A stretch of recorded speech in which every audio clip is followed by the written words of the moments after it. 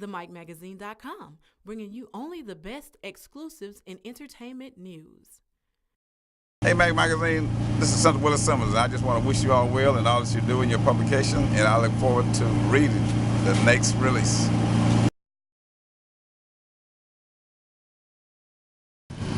Senator, how are you? I'm doing well. Good. Thank God for coming by today. Yes, man, that pear cobbler.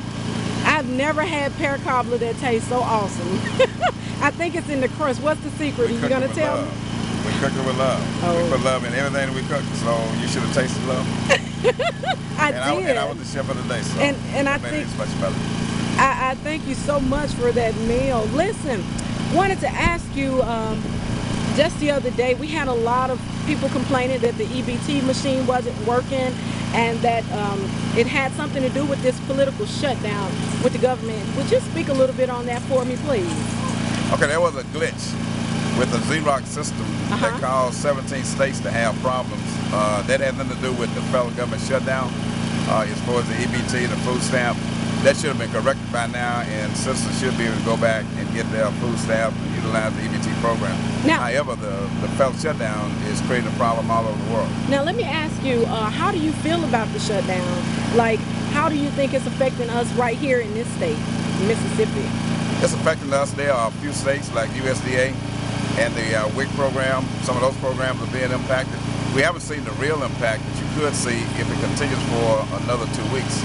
But it's going to affect the economy because in places where you have a lot of tourists, people going to see the parks and whatnot, those are small communities dependent upon those tourists coming in. And when they don't, their economy is going to be impacted. So the whole U.S. economy will be affected.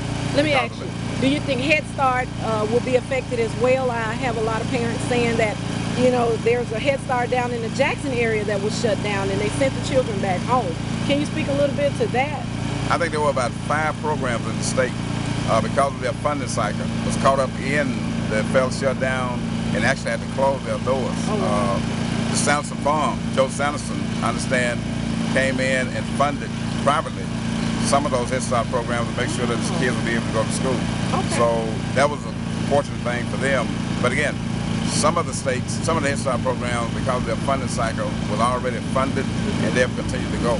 But the sequestration is having a serious problem on them because they've had to reduce staff, and throughout the state, the Head Start program has lost approximately 5% of its operating costs, which means they're closing, reducing the number of kids that they serve, as well as reducing employees.